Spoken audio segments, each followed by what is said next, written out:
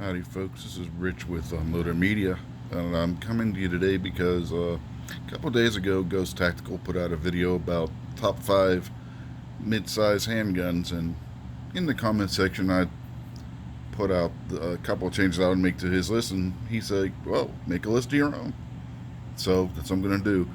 We're going to start, even though we got a gun on the camera right now. That's not the firearm that's going to be at number 5. I don't own what I would put at number 5 currently.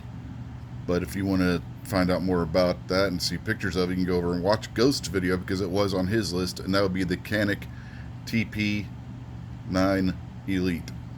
So if you want to check that one out, go over there and watch Ghost's video, but that would be my number 5 for much of the same reasons that he had it on his.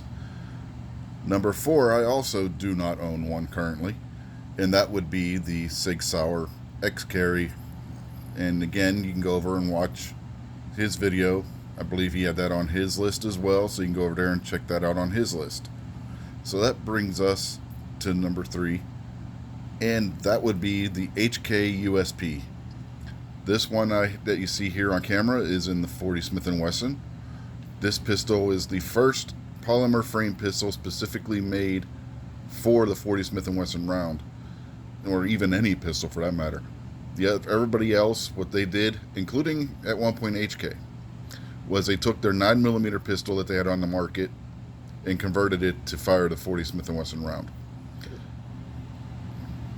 That led to some issues with particularly Glock, to where it being a polymer frame didn't have the chamber properly supported, and it caused the frames to crack along this area here on the Glocks. And HK did it with their HK7, and they converted it to, I believe the HK-P7, they converted it to the, what did they call that, the P10, I believe. I could be wrong on the name, or it might have been P7-10, something along those lines. Anyway, they ran into issues. They had feeding issues and other issues, and just wasn't a good conversion. And the P7 at that point was on its way out the door anyway. Sales of it were trailing off, and part of the problem was that it was it had a cocking lever in this area on it. But anyway, I digress on that. But you've got Smith and Wessons and Rugers and Sig. They all used a metal frame pistol, so they didn't have the problems that you saw with the Glock and with the cracking on the frame. Now this one, like I said, is the first polymer pistol designed specifically around the 40 Smith & Wesson round, and this is a first model year manufacture. You know that by that date code KE right there in the USP dating system. K is 9, E is 4, and that is the first year that they manufactured these pistols. And like I said, you can see this is the 40 Smith & Wesson, and it is the USP, and it is probably the best pistol I've ever fired in 40 Smith & Wesson. I really, really wanted to put this at number 1, but there's a couple of flaws as to why I didn't. And none of them have to do with the pistol itself. One is the ammo capacity. In 40 Smith & Wesson, you're limited to 13 rounds in a full-size duty handgun. I put this in the mid-size because it does have a 4¼ inch barrel, and I believe that his specification was between 4.5 and 3.5 inch barrel for the mid-size, so it just barely squeaks into the mid-size. But you got 13 rounds in 40 Smith & Wesson, 15 in 9mm, and I believe it's 10 if you get the 45 ACP variant. In a modern polymer framed handgun that is a full-size duty gun, that's not a full capacity as what you would see in, say, a Glock 19, a Glock 17. Well, you would in a Glock 19, but a Glock 19 is a shorter pistol. But this would be more along the lines of your Glock 17, and it doesn't match up as far as ammo capacity. So that gave it a knock. Another thing is price. You'll find these things anywhere between $800 to $900 to even $1,000 new. So that's prohibitive for the average person to own one. And then the availability. These things are now new on a limited manufacturer schedule. HK does not make these things full tilt like they are with the P30s and the VP9s and the whatnot. So yeah, that hurts the pistol in the long run as well. So those are the reasons why this is at number 4 and why I didn't put it at number 1. Or number 3, excuse me.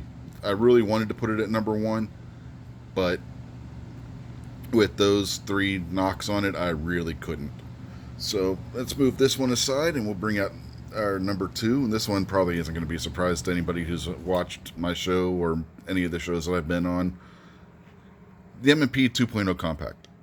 This is one of my favorite pistols. It's not as, I don't like it as well as I do my HK, but I am a very big fan of the Smith & Wesson M&P pistols.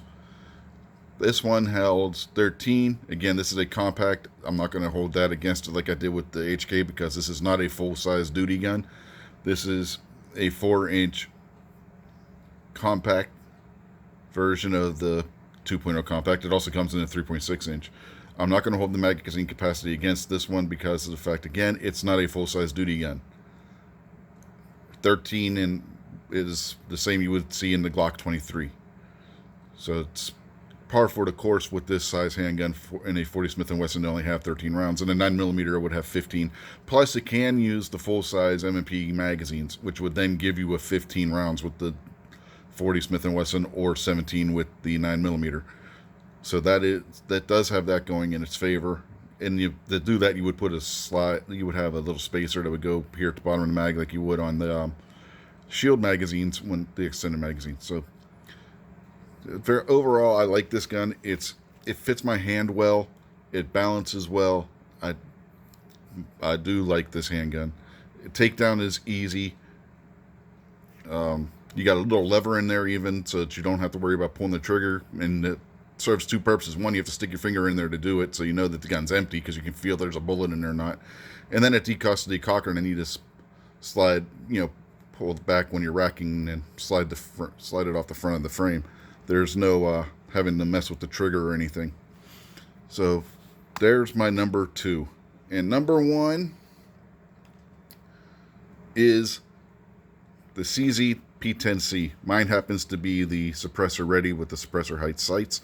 This gun, I don't know what to say. This gun just feels so good in my hand.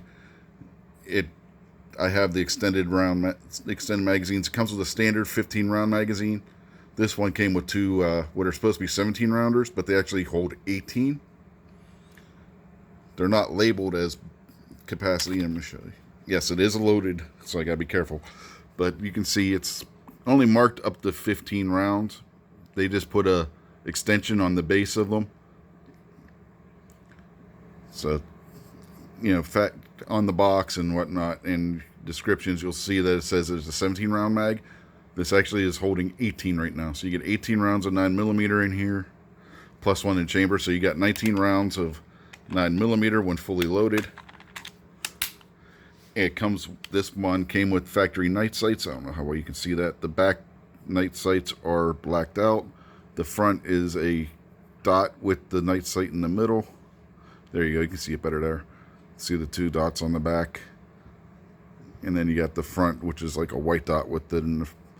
But yeah, this is very good. You take down similar to a Glock. You pull that down. You don't have to pull the slide completely to the rear, and then you pull the trigger and it slides off the front. But you got your slide stop on both sides. Got your you can flip the catch on over for the mags, your magazine release catch. And that gives you can actually set this up to where it's fully ambidextrous if need be. Or you can set it up for left-hand shooting if need be. It's just a very good pistol. It shoots the trigger on this is one of the best I've ever shot in a polymer framed handgun, if not the best. I know some people will say, well, what about Walther Net? I've never actually shot one of the Walther polymer guns, so I can't comment on that. I have shot this. I have shot Glocks. I have shot Smith & Wessons. I've shot Rugers. And of course the HK, and this is the best polymer frame gun trigger I've shot, bar none.